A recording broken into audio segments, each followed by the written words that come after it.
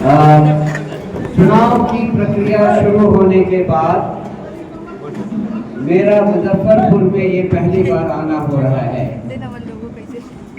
यहाँ मुजफ्फरपुर शहर में हमारे जो प्रत्याशी हैं डॉक्टर अमित कुमार दास, मैं उनके साथ चुनाव के प्रचार प्रक्रिया में शामिल हुआ। लगभग 3 घंटे हमने मुजफ्फरपुर शहर के कुछ पिछड़े इलाकों में भ्रमण किया। मुजफ्फरपुर जन सुराज के लिए बहुत तरह से बहुत महत्वपूर्ण है और मुझे लगता है कि मुजफ्फरपुर में जनता इस बात को समझ गई है कि अब उनका कल्याण पुराने किसी दल से नहीं होने वाला है। उनके पास जो विकल्प होना चाहिए था, जो अब तक नहीं था, वो अब उनके सामने जन सुराज के रूप में बनकर आ गया है। जो भी रिस्पॉन्स हमने सड़कों पर देखा, गलियों में देखा, मोहल्लों में देखा, लगभग हर कोई जन सुराज को जानता है और जन सुराज का चुनाव चिन्ह स्कूल का बस्ता पहचानता है। मुझे आशा ही नहीं, पूरा विश्वास है कि मुजफ्फरपुर में हमें विजय हासिल होगी और स्पेशली मुजफ्फरपुर शहर में डॉक्टर A.K. दास जनता के विश्वास का प्रतीक बनकर हमारे सामने आएंगे।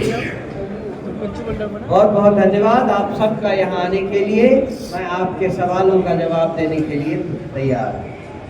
क्या कुछ मिला पदयात्रा में? लोगों का कैसा रिस्पांस मिला? क्या कर रही है जनता?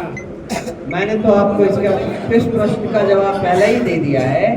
लोगों के मन में एक उत्साह है, लोगों के मन में ये जानकारी है कि अब उनके सामने एक नया विकल्प बनकर जन सुराज पार्टी आई है। उन्हें मालूम है कि जिन लोगों ने उनके ऊपर पहले शासन किया, एक को 15 साल दिए, दूसरे को 20 साल दिए, लेकिन फिर भी उनकी आम हालत में बहुत ज़्यादा सुधार नहीं हुआ।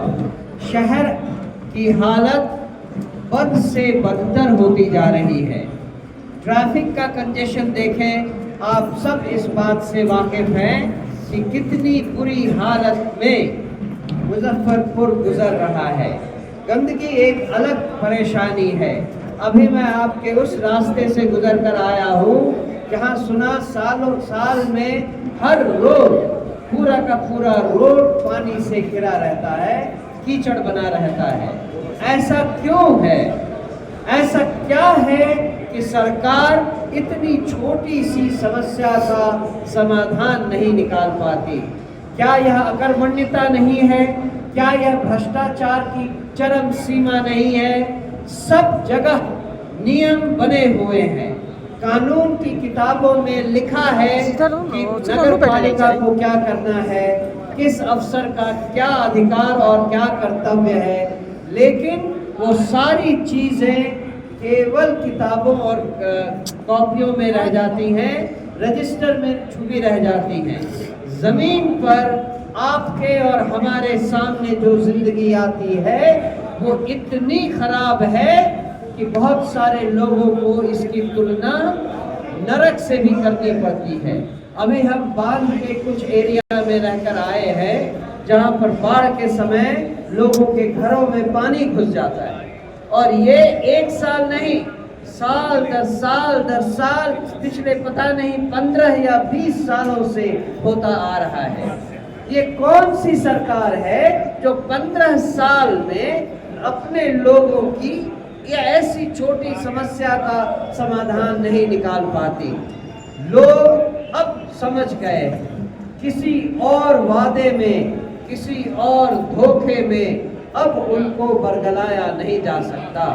चाहे वो माई बहन योजना हो, चाहे वो माँ बेटी योजना हो, चाहे 10,000 रुपए की बैसाखी की योजना हो, चाहे प्रधानमंत्री मोदी की करोड़ों रुपए की फालतू योजनाओं का केवल आश्वासन हो।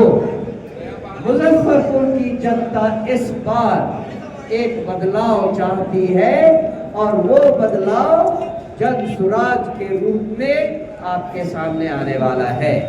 ट्रैफिक व्यवस्था इतने खराब हालात में हमारे लोग रह रहे हैं और जो जल संपदा है मुजफ्फरपुर को जो सींचती है वो बूढ़ी गंडक, उसका कितना बुरा हाल है। छठ मात्र 2 दिन आगे है, संझिया अर्घ परसों होगा और छठ घाट की हालात जो है वो बिल्कुल खराब है और पानी चूंकि तुरंत यहाँ से अभी तुरंत निकला है, मुश्किल से 15-20 दिन पहले पानी थी वहाँ तक, तो उसकी साफ सफाई भी अभी पूर्ण रूप से हुई नहीं।